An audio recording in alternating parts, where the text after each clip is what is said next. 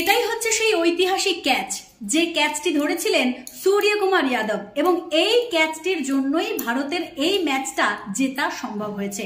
2024 T20 ম্যাচে ভারতবর্ষ এমনভাবে তার অভাবনীয় জয়লাভ করে দেখিয়েছে যে অন্যান্য দেশের যারা হেট করে ভারতবর্ষকে, ট্রোল করে সবসময়, এবং যারা বলেছিল যে কলা গাছের সঙ্গেও যদি ভারতবর্ষের খেলা হয় তবে তারা কলা গাছকে সাপোর্ট করবে, তাদের ঘটি বেঁকিয়ে দিতে এই একটি ক্যাচ যথেষ্ট। ভারতের বিপক্ষে যদি কলা গাছও খেলে আমরা সেই কলা গাছের সাপোর্টার হব। ভারতের বিপক্ষে যদি কলা গাছও খেলে আমরা সেই কলা গাছের সাপোর্টার হব। এবং এই টি20 ম্যাচটা জেতার জন্য যাদের অবদান অনস্বীকার্য তারা হলেন আমাদের ইন্ডিয়ান ক্রিকেট টিম, এবং আমরা ভীষণভাবে গর্বিত, ভীষণভাবে আনন্দিত যে আমাদের 2022 সালের ক্ষতটা এই 2024-এ এসে পূরণ হয়ে গেছে। আর এই ছবিটা সবাই একবার ভালো করে দেখুন, পার্থক্যটা বুঝতে পারছেন? পার্থক্য ছিল, পার্থক্য আছে, এবং ভবিষ্যতেও পার্থক্যটা কিন্তু থাকবে।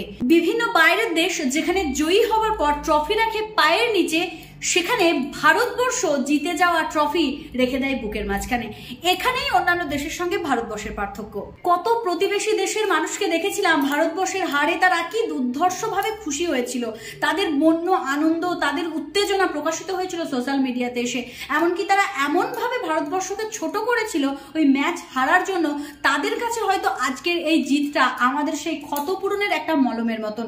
তো যারা যারা গতকালের ম্যাচ দেখেছেন এবং যারা ক্রিকেট প্রেমী মানুষ রয়েছেন, তারা আজকের এই রিপ্লাই ভিডিওটা এবং এই সূর্যকুমার যাদবের ক্যাচ ধরাটা সেই সমস্ত মানুষের মুখে ছুঁড়ে মারুন যারা সবসময় আমাদের ভারতবর্ষকে ঘৃণার চোখে দেখে, এবং তারা ম্যাচ দেখতেই আসে ভারতবর্ষের পরাজয় দেখবে বলে। এমনকি সূর্যকুমার যাদব যখন ক্যাচটা ধরছিলেন তখন জুতোটাকে বারবার জুম করে করে দেখতে হচ্ছিল।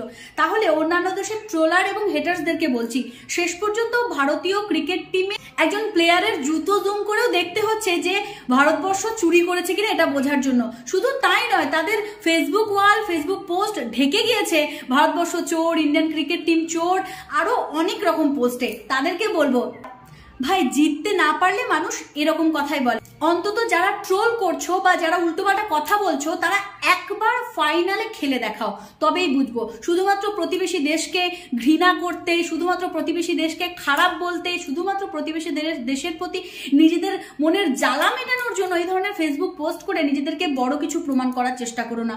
আজকের এই জয়লাভটা ইন্ডিয়ান ক্রিকেট টিমের পক্ষ থেকে এতটাই ভালো ছিল এবং মোক্ষম জবাব ছিল যে আমরা ভারতীয় হিসেবে সত্যিই গর্বিত। যেদিন হেরেছিলাম সেদিনও আমরা ইন্ডিয়ান ক্রিকেট টিমের পাশে ছিলাম, এবং আজকে যেমন জিতেছি আমরা আমাদের ইন্ডিয়ান ক্রিকেট টিমের পাশেই আছি। আমরা জানি আমাদের সেনানায়করা বা আমাদের প্লেয়াররা সবসময় খেটে লড়ে জেতার চেষ্টা করে, তাদের মধ্যে কোনোদিন এরকম চৌর্যবৃত্তি থাকে না যেগুলো তারা অন্যান্য প্রতিবেশী দেশের কাছ থেকে দোষারোপ পেয়ে এসেছে। তো ইন্ডিয়ান ক্রিকেট টিম, আমরা প্রাউড ফিল করি তোমাদের জন্য। জয় হিন্দ, বন্দে মাতরম, জয় ভারত, চাক দে ইন্ডিয়া। তো আগামী দিনে যারা যারা আমার পেজে ভিডিও দেখতে চান এবং ভারতবর্ষের জয়ে খুশি হয়েছেন তারা অবশ্যই কমেন্ট বক্সে কমেন্ট করে জানাবেন, এবং সূর্যকুমার যাদবের ওই ক্যাচটা কেমন লেগেছে সেটা অবশ্যই জানাবেন। দেখা হচ্ছে নতুন কোনো ভিডিওতে নতুন কোনো দিন। ততক্ষণের জন্য সকলে ভালো থাকবেন, সুস্থ থাকবেন। জয় শ্রীকৃষ্ণ, রাধে রাধে।